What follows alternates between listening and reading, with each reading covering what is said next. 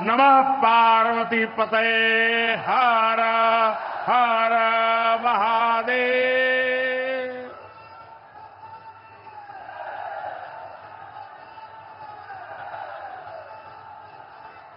सावन के पावन महीने में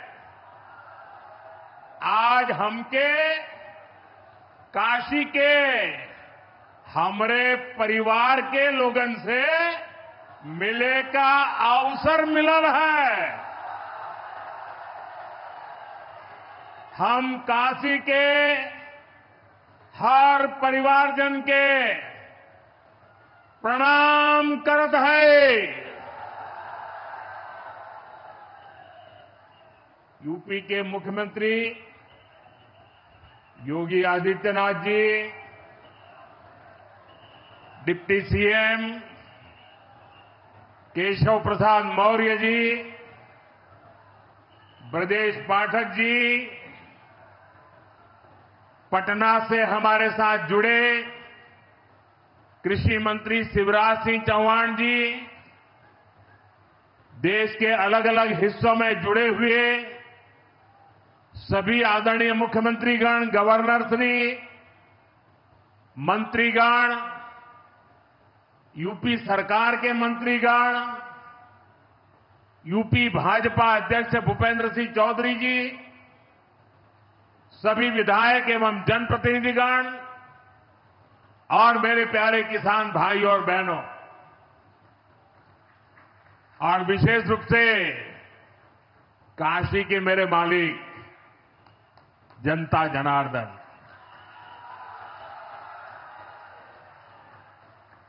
आज हम काशी से देश भर के लाखों किसानों से जुड़े हुए हैं। सावन का महीना हो, काशी जैसा पवित्र स्थान हो और देश के किसानों के साथ जुड़ने का अवसर हो, इससे बड़ा सौभाग्य क्या हो सकता है।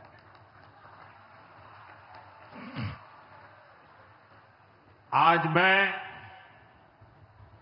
ऑपरेशन सिंदूर के बाद पहली बार काशी आया हूं।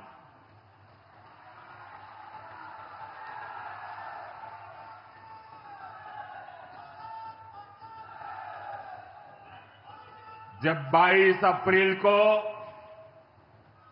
पहलगाम में आतंकी हमला हुआ था, 26 निर्दोष लोगों की इतनी बेरहमी से हत्या कर दी गई। उनके परिवार की पीड़ा, उन बच्चों का दुख, उन बेटियों की वेदना, मेरा हृदय बहुत तकलीफ से भर गया था। तब मैं बाबा विश्वनाथ से यही मना रहा था कि सभी पीड़ित परिवारों को ये दुख सहने की हिम्मत दे। काशी के मेरे मालिकों, मैंने अपनी बेटियों के सिंदूर का बदला लेने का जो वचन दिया था, वो भी पूरा हुआ है। ये महादेव के आशीर्वाद से ही संभव हुआ है। मैं ऑपरेशन सिंदूर की सफलता को उनके चरणों में समर्पित करता हूं।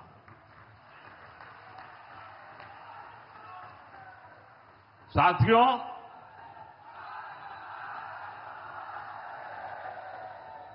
इन दिनों जब काशी में गंगा जल लेकर जाते हुए शिव भक्तों की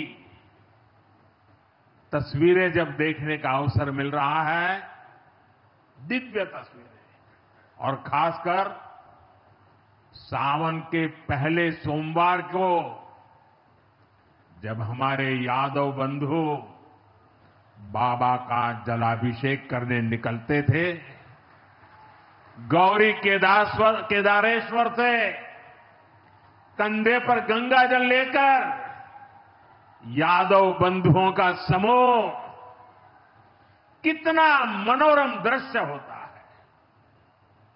डमरू की आवाज, गलियों में कोलाहल, एक अद्भुत भाव विश्व पैदा होता है। मेरी भी बहुत इच्छा थी कि सावन के पवित्र महीने में बाबा विश्वनाथ और मार्कंडेय महादेव के दर्शन करूं, लेकिन मेरे वहां जाने से महादेव के भक्तों को असुविधा न हो, उनके दर्शन में बाधा न पड़े, इसलिए मैं आज यहीं से भोलेनाथ और मां गंगा को प्रणाम कर रहा हूं।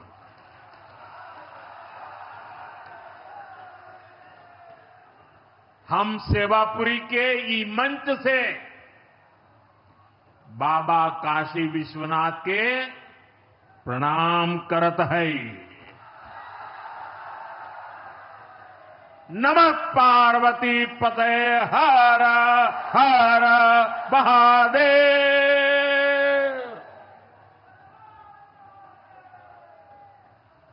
साथियों, कुछ दिनों पहले मैं तमिलनाडु में था। मैं वहां 1000 साल पुराने एक ऐतिहासिक मंदिर गया था, गंगईकोंडा चोलापुरम मंदिर। ये मंदिर देश की शैव परंपरा का एक प्राचीन केंद्र है। ये मंदिर हमारे देश के महान और प्रसिद्ध महान राजा राजेंद्र चोल ने बनवाया था। राजेंद्र चोल ने उत्तर भारत से गंगा जल मंगवाकर उत्तर को दक्षिण से जोड़ा था। 1000 साल पहले अपनी शिव भक्ति और शैव परंपरा के जरिए राजेंद्र चोल ने एक भारत श्रेष्ठ भारत का उद्घोष किया। आज काशी तमिल संगमम जैसे प्रयासों के जरिए हम उसे आगे बढ़ाने का एक नम्र प्रयास कर रहे हैं। और मैं जब अभी गंगईकोंडा चोलापुरम गया तो मेरे लिए बहुत संतोष की बात है कि 1000 साल बाद आपके आशीर्वाद से मैं भी गंगा जल लेकर वहां गया था। मां गंगा के आशीर्वाद से बहुत ही पवित्र माहौल में वहां पूजा संपन्न हुई। गंगा जल से वहां जलाभिषेक करने का सौभाग्य प्राप्त हुआ। साथियों, जीवन में ऐसे अवसर बहुत प्रेरणा देते हैं। देश की एकता की हर बात नई चेतना जगा देती है और तभी तो ऑपरेशन सिंदूर सफल होता है।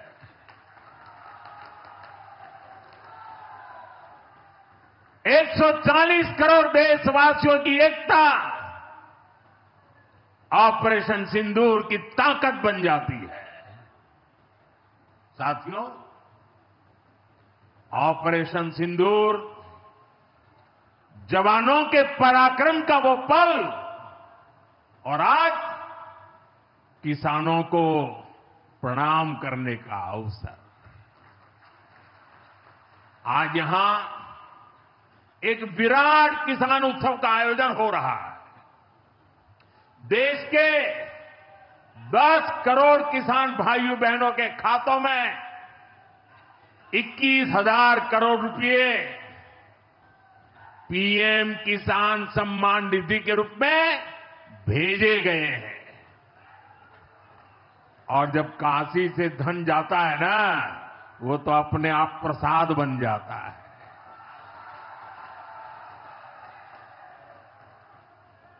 ₹21,000 करोड़ रुपया किसानों के खाते में जमा।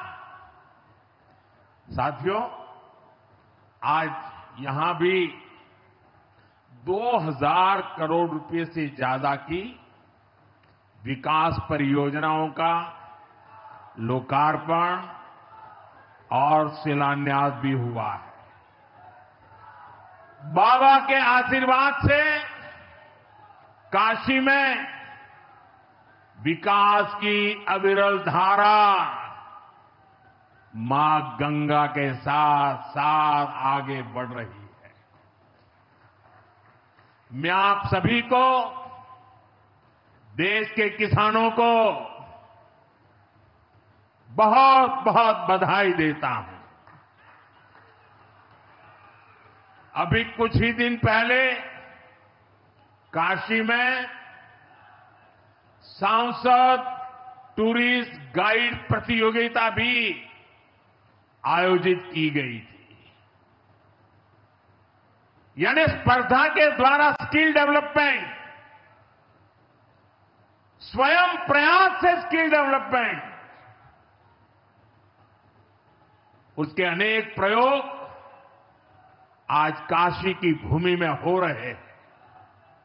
आने वाले दिनों में काशी सांसद फोटोग्राफी प्रतियोगिता, सांसद रोजगार मेला समेत कई और आयोजन भी होने वाले हैं।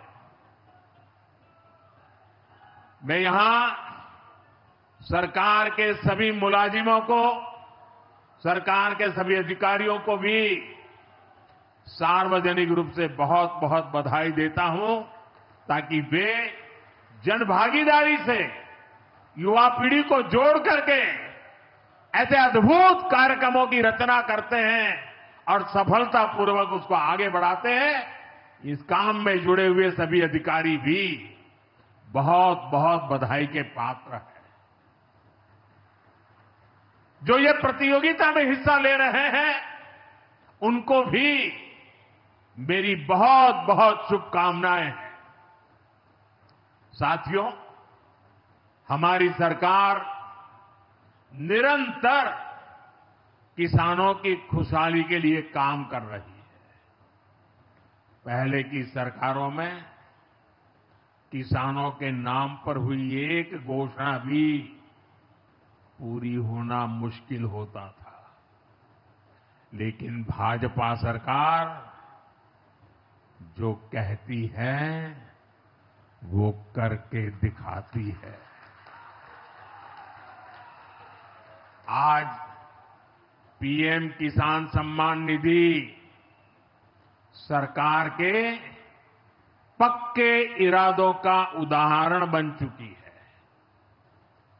भाइयों बहनों, आपको याद होगा 2019 में जब पीएम किसान सम्मान निधि शुरू हुई थी, तब सपा, कांग्रेस जैसे विकास विरोधी लोग, विकास विरोधी दल कैसी कैसी अफवाहें फैला रहे थे, लोगों को गुमराह कर रहे थे, किसानों को उलझन में डालते थे।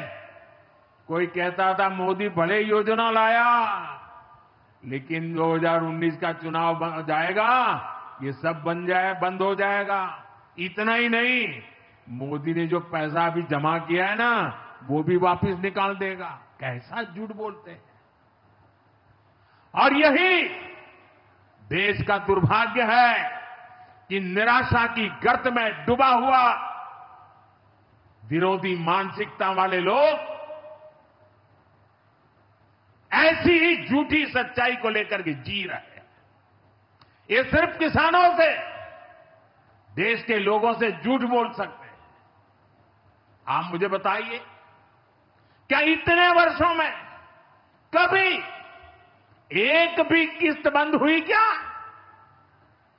पीएम किसान सम्मान निधि बिना ब्रेक के जारी है। आज तक 4.25 लाख करोड़ रुपए, आंकड़ा याद रखना, 4.25 लाख करोड़ रुपए किसानों के खाते में भेजे जा चुके हैं। जरा आप मेरे साथ बोलेंगे कितने? 4.25 लाख करोड़। कितने कितने कितने? और ये 4.25 लाख करोड़ इतने रुपये किसके खाते में जमा किए? किसके खाते में जमा किए? मेरे किसान भाई बहनों के खाते में जमा किए। यहां यूपी के भी करीब 2.5 करोड़ किसानों को इसका लाभ मिला है।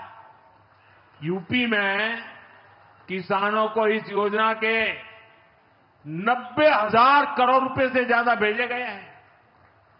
इतना ही नहीं, मेरी काशी के किसानों को भी करीब करीब 900 करोड़ रुपए मिले हैं।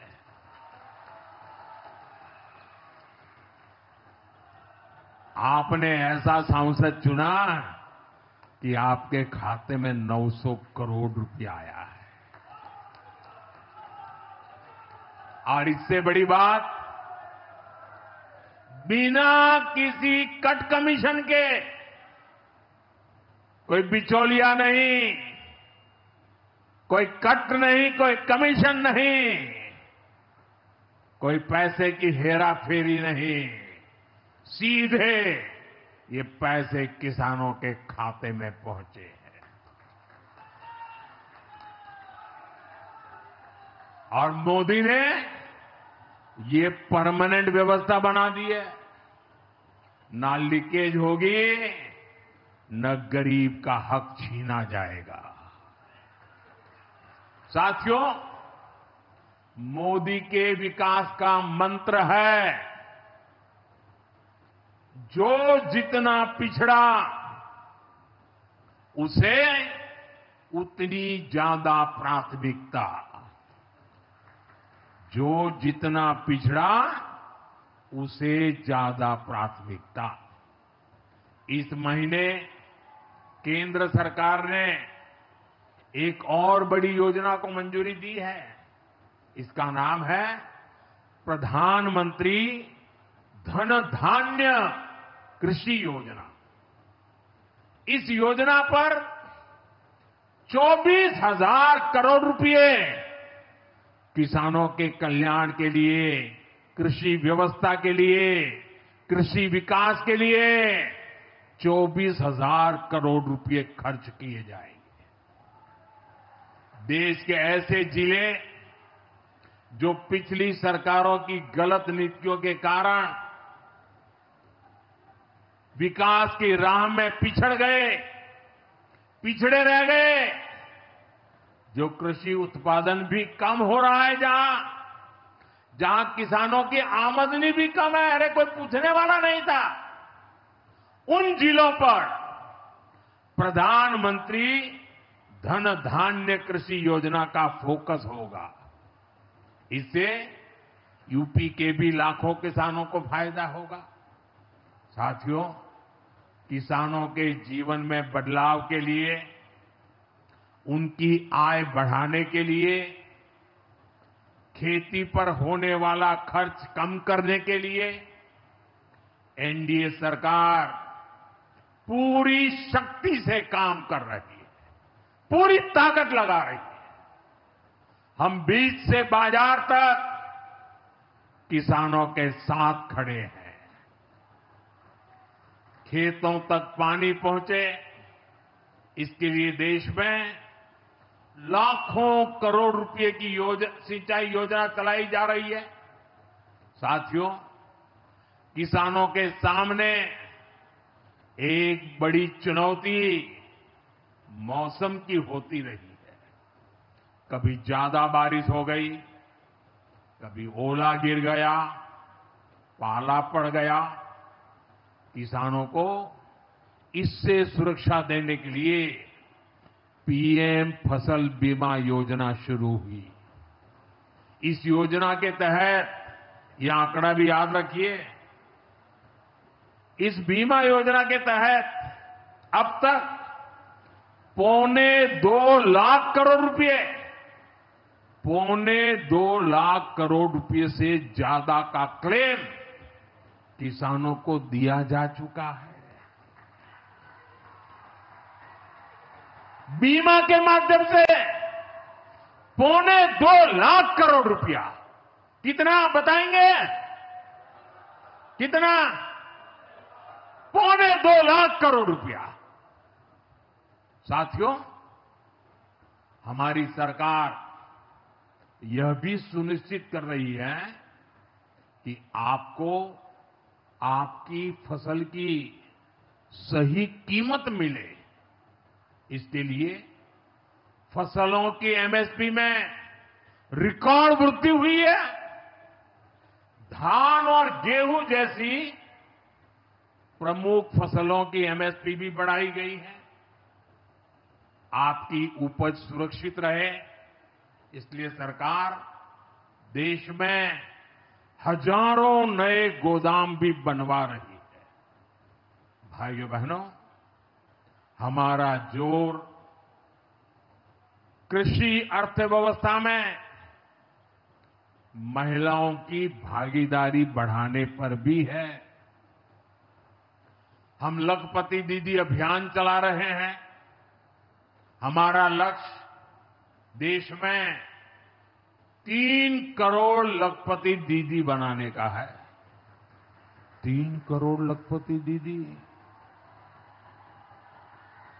ये सपा वाले तो आंकड़ा सुनकर के ही साइकिल लेके भाग जाएंगे। अब तक 1.5 करोड़ से ज्यादा लखपति दीदी भी बन चुकी है। 3 करोड़ का लक्ष्य में से आधा काम पूरा कर लिया। 1.5 करोड़ गांव में काम करने वाली गरीब परिवार की, किसान परिवार की हमारी बहनें, 1.5 करोड़ बहनें लखपति दीदी बन जाए, ये बहुत बड़ा काम हो रहा है। सरकार के ड्रोन दीदी अभियान ने भी लाखों बहनों की आय बढ़ाई है। साथियों, हमारी सरकार कृषि से जुड़ी आधुनिक रिसर्च को खेतों तक पहुंचाने में भी जुटी है। इसके लिए मई और जून के महीने में खास तौर पर विकसित कृषि संकल्प अभियान चलाया गया। लैब से लैंड के मंत्र के साथ 1.25 करोड़ से अधिक किसानों से सीधा संवाद किया गया। हमारे देश में माना गया है और यह व्यवस्था भी है कि कृषि ये राज्य का विषय है और सही भी है। लेकिन इसके बावजूद भी भारत सरकार को लगा, एनडीए सरकार को लगा, मोदी सरकार को लगा कि भले विषय राज्य का हो, राज्य करे, कर पाए न कर पाए, बहुत से राज्य हैं जो नहीं कर पाते हैं। तो हमने तय किया कि हम खुद भी कुछ करेंगे और करोड़ों किसानों के साथ सीधा संवाद किया। साथियों, केंद्र सरकार की योजनाओं का लाभ आप सभी तक निरंतर पहुंचता रहे, इस दिशा में आज मुझे आपके साथ एक अहम जानकारी साझा करनी है और उसमें मुझे आपकी मदद भी चाहिए। यहां बैठे हुए लोगों की भी मदद चाहिए। आपको पता है, जनधन योजना के तहत देश में 55 करोड़ गरीबों के बैंक खाते खोले गए। जिनको कभी बैंक का दरवाजा देखने का सौभाग्य नहीं मिला था, ऐसे 55 करोड़ लोगों के खाते, ये मोदी को जब से आपने काम करने का अवसर दिया ना, मैं ये काम कर रहा था। 55 करोड़। अब इस योजना को हाल ही में 10 साल पूरे हुए हैं। अब बैंकिंग क्षेत्र का कुछ नियम है। वो नियम ये कहते हैं कि 10 साल बाद बैंक खातों का दोबारा से केवाईसी करना जरूरी होता है। एक प्रक्रिया पूरी करनी होती है। अब आप बैंक में जाएं, करें या न करें, पहले सब आपको करना होता है।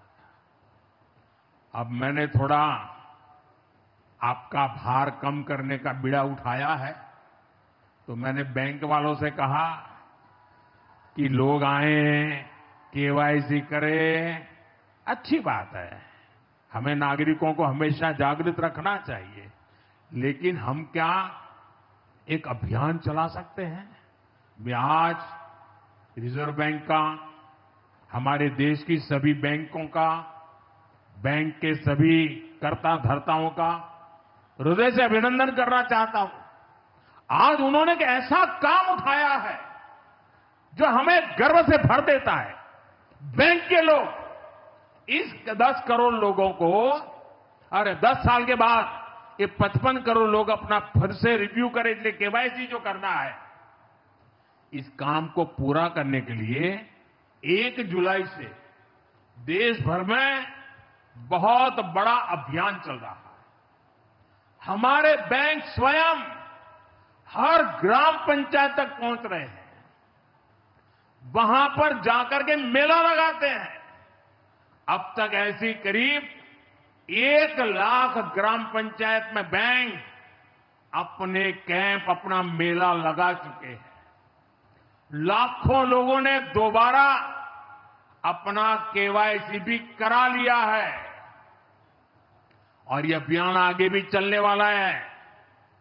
मैं ऐसे हर साथी जिसका जनधन खाता है, उससे आग्रह करूंगा कि वो फिर से अपना केवाईसी जरूर करा ले।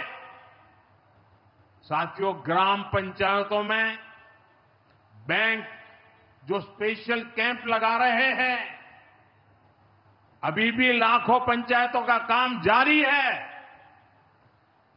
मैं समझता हूं कि इन कैंप का फायदा उठाना चाहिए और उसके कई फायदे हैं।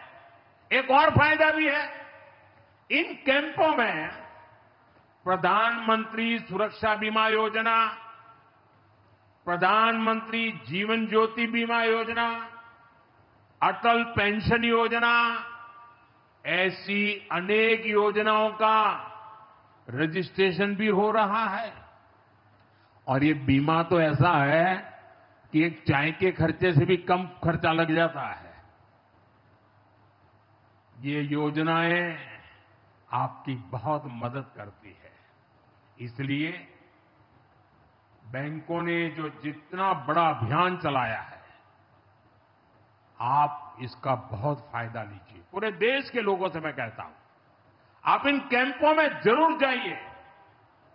अब अगर आप अब तक इन योजनाओं से नहीं जुड़े हैं, तो उनके लिए रजिस्ट्रेशन करवाइए और अपने जनधन खाते का केवाईसी भी कराइए।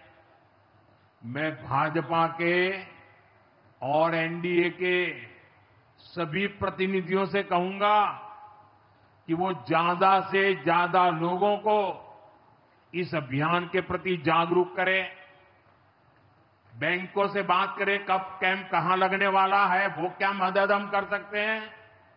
हम सामने से होकर बैंकों के इतने बड़े काम में हाथ बटाएं, उनको मदद करें और ज्यादा से ज्यादा लोगों को, जहां भी कैंप लगता है उस इलाके के लोगों को इस अभियान से जोड़े।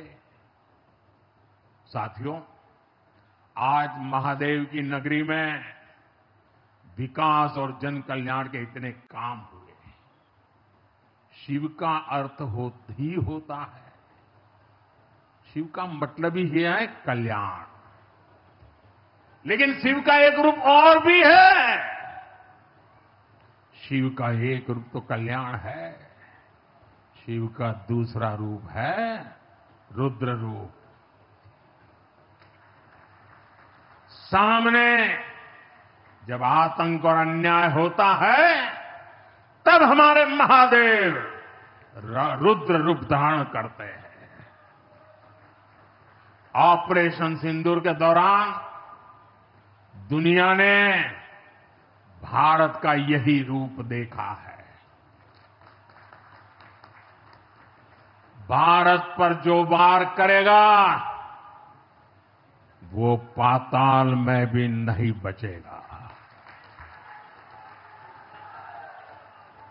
लेकिन भाइयों बहनों, दुर्भाग्य से ऑपरेशन सिंदूर की सफलता पर हमारे देश के कुछ लोगों को भी पेट में दर्द हो रहा है। ये कांग्रेस पार्टी और उनके चेले चपाटे, उनके दोस्त इस बात को पचा नहीं पा रहे कि भारत ने पाकिस्तान के आतंकी ठिकानों को तबाह कर दिया। मैं मेरे काशी के मालिकों से पूछना चाहता हूं, भारत की ताकत से आपको गर्व होता है कि नहीं होता है? ऑपरेशन सिंदूर से गर्व होता है कि नहीं होता है? आतंकियों के ठिकानों को नष्ट करने का आपको गर्व होता है कि नहीं होता है? साथियों, आपने वो तस्वीरें देखी होगी, कैसे हमारे ड्रोन्स, हमारे मिसाइल्स ने सटीक वार करके आतंक के हेडक्वार्टर्स को खंडहर बना दिया। पाकिस्तान के कई सारे एयरबेस तो आज भी आईसीयू में पड़े हैं। पाकिस्तान दुखी है, ये तो सब कोई समझ सकता है, लेकिन पाकिस्तान का ये दुख कांग्रेस और सपा से सहन नहीं हो पा रहा। उधर आतंक का आकार होता है, इधर कांग्रेस सपा वाले आतंकियों की हालत को देखकर रोते हैं। साथियों, कांग्रेस हमारी सेनाओं के पराक्रम का लगातार अपमान कर रही है। कांग्रेस ने ऑपरेशन सिंदूर को तमाशा कहा है। आप मुझे बताइए, सिंदूर कभी भी तमाशा हो सकता है क्या? हो सकता है क्या? क्या सिंदूर को तमाशा कोई कह सकता था? हमारी सेना का पराक्रम और बहनों के सिंदूर का बदला, तमाशा कहने की ये हिम्मत, ये निर्लज्जता, भाइयों बहनों, वोट बैंक और तुष्टीकरण की इस राजनीति में ये समाजवादी पार्टी भी पीछे नहीं है। ये सपा के नेता संसद में कह रहे थे, पहलगाम के आतंकवादियों को अभी क्यों मारा? अब बताइए, क्या उनको फोन करूं क्या सपा वालों को, मारूं क्या ना मारूं? कोई मुझे बताए भाई, सामान्य बुद्धि से बताए, क्या आतंकवादियों को मारने के लिए भी क्या इंतजार करना चाहिए क्या? क्या उन्हें भागने का मौका देना था क्या? ये वही लोग हैं जो यूपी में जब सत्ता में थे तब आतंकवादियों को क्लीन चिट देते थे, बम धमाके करने वाले आतंकियों से मुकदमे वापस लेते थे। अब उन्हें आतंकवादियों के मारे जाने पर परेशानी हो रही है, इन्हें ऑपरेशन सिंदूर के नाम पर परेशानी हो रही है। मैं इन लोगों को काशी की धरती से कहना चाहता हूं, ये नया भारत है, ये नया भारत भोलेनाथ को भी पूजता है और देश के दुश्मनों के सामने काल भैरव भी बन जाता है। साथियों, ऑपरेशन सिंदूर के दौरान भारत के स्वदेशी हथियारों की ताकत पूरी दुनिया ने देखी है। हमारे एयर डिफेंस सिस्टम, हमारी स्वदेशी मिसाइलें, स्वदेशी ड्रोन्स, इन्होंने आत्मनिर्भर भारत की ताकत को साबित किया है। खासकर हमारी ब्रह्मोस मिसाइलें, इनकी दहशत भारत के हर दुश्मन के भीतर भर गई है। पाकिस्तान में कहीं यूं ही ब्रह्मोस आवाज आ जाए ना तो नींद नहीं आती।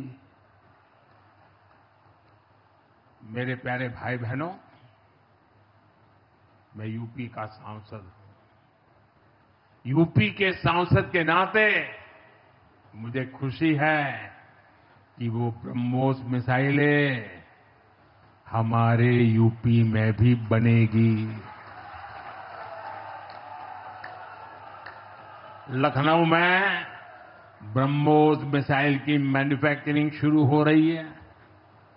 यूपी डिफेंस कॉरिडोर में भी कई बड़ी डिफेंस कंपनियां अपने प्लांट लगा रही है। आने वाले समय में यूपी में बने हथियार, हिंदुस्तान के हर भाग में बने हथियार भारतीय सेनाओं की ताकत बनेंगे।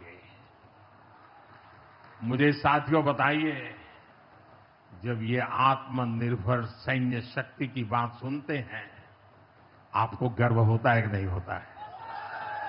जरा पूरी ताकत से हाथ ऊपर करके बताइए, आपको गर्व होता है कि नहीं होता है? गर्व होता है कि नहीं होता है? बोले हर हर महादेव। अगर पाकिस्तान ने फिर कोई पाप किया तो यूपी में बनी मिसाइलें आतंकियों को तबाह कर देगी। साथियों, आज यूपी इतनी तेज गति से औद्योगिक विकास कर रहा है। देश और दुनिया की बड़ी बड़ी कंपनियां यहां निवेश कर रही हैं। इसके पीछे भाजपा सरकार की विकासपरक नीतियों की बड़ी भूमिका है। सपा के समय में यूपी में अपराधी बेखौफ थे और निवेशक यहां आने से भी डरते थे, लेकिन भाजपा की सरकार में अपराधी में खौफ है और निवेशक यूपी के भविष्य में भरोसा देख रहे हैं। मैं विकास की इस रफ्तार के लिए यूपी सरकार को बधाई देता हूं। साथियों, मुझे संतोष है कि काशी में विकास का महायज्ञ लगातार जारी है। आज शुरू हुए रेल ओवरब्रिज, जल जीवन मिशन से जुड़े प्रोजेक्ट, काशी के स्कूलों का नवनिर्माण कार्य, होम्योपैथिक कॉलेज का निर्माण, मुंशी प्रेमचंद की विरासत को सहेजना, ये सारे काम भव्य काशी, दिव्य काशी, समृद्ध काशी और मेरी काशी के निर्माण को गति देंगे। यहां सेवापुरी में आना भी सौभाग्य से ही होता है। ये मां कालका देवी की ड्योढ़ी है। मैं यहां से मां कालका के चरणों में वंदन करता हूं। मुझे खुशी है कि मां कालका धाम का हमारी सरकार ने सुंदरीकरण कर उसे और भव्य बना दिया है। मंदिर तक आना जाना भी आसान हो गया है। सेवापुरी का इतिहास क्रांति का इतिहास रहा है। स्वतंत्रता संग्राम में यहां के अनेकों लोगों ने भागीदारी की थी। यही वो सेवापुरी है जहां महात्मा गांधी की कल्पना साकार हुई। यहां घर घर महिला पुरुष के हाथों में चरखा हुआ करता था। और सहयोग देखिए, अब चांदपुर से भदोई रोड जैसे प्रोजेक्ट से काशी के बुनकरों के साथ भदोही के बुनकर भी जुड़ रहे हैं। इसका लाभ बनारसी सिल्क के बुनकरों को भी होगा और भदोही के कारीगरों को भी होगा। साथियों, काशी बौद्धिक जनों की नगरी है। आज जब हम आर्थिक प्रगति की बात कर रहे हैं तो मैं आपका ध्यान वैश्विक हालातों पर भी ले जाना चाहता हूं। आज दुनिया की अर्थव्यवस्था कई आशंकाओं से गुजर रही है। अस्थिरता का माहौल है।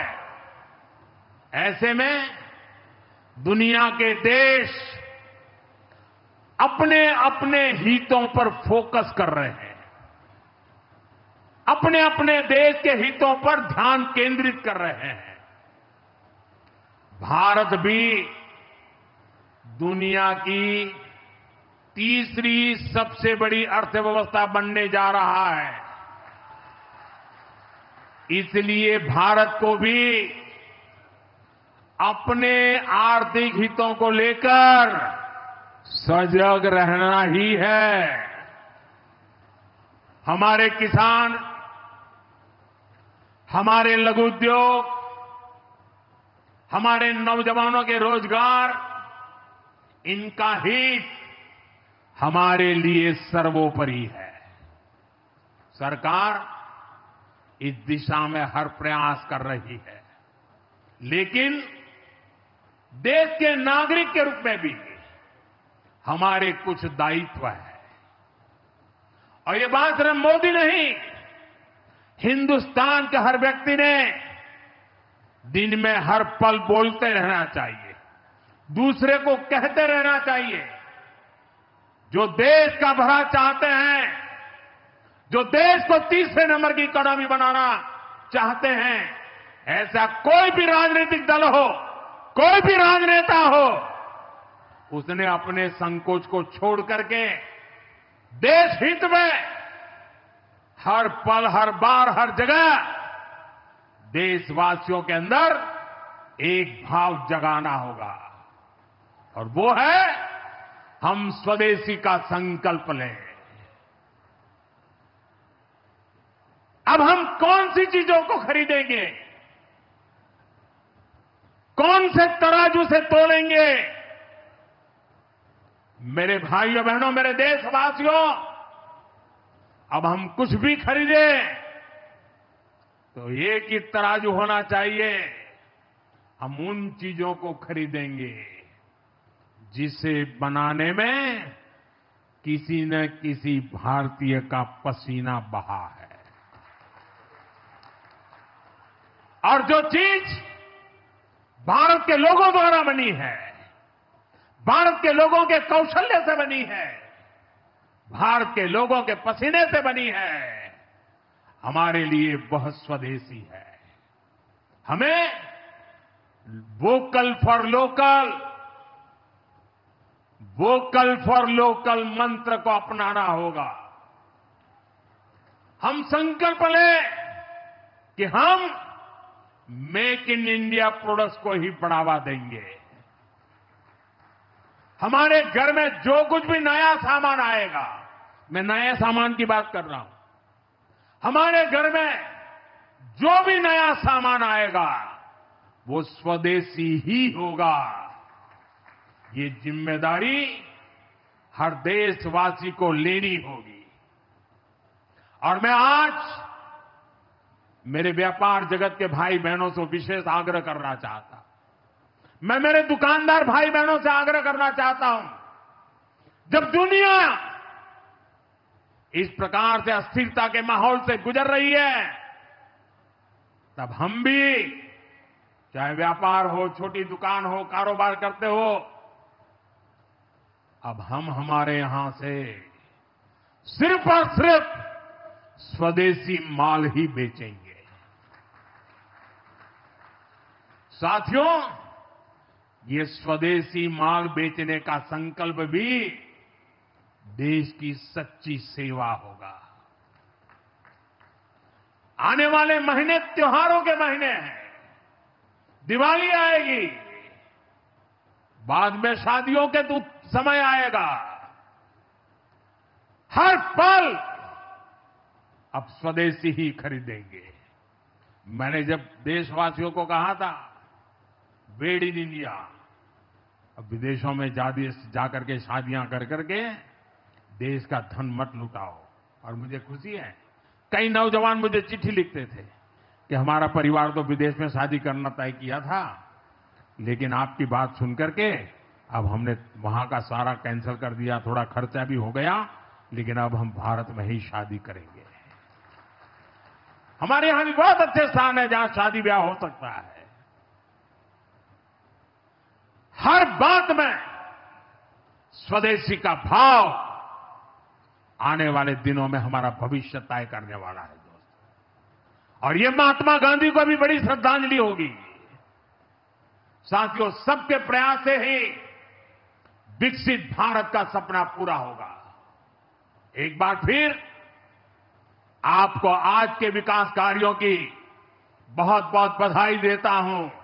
और भविष्य में वोकल फॉर लोकल, खरीदेंगे तो स्वदेशी खरीदेंगे, घर सजाएंगे तो स्वदेशी से सजाएंगे, जिंदगी बढ़ाएंगे तो स्वदेशी से बढ़ाएंगे।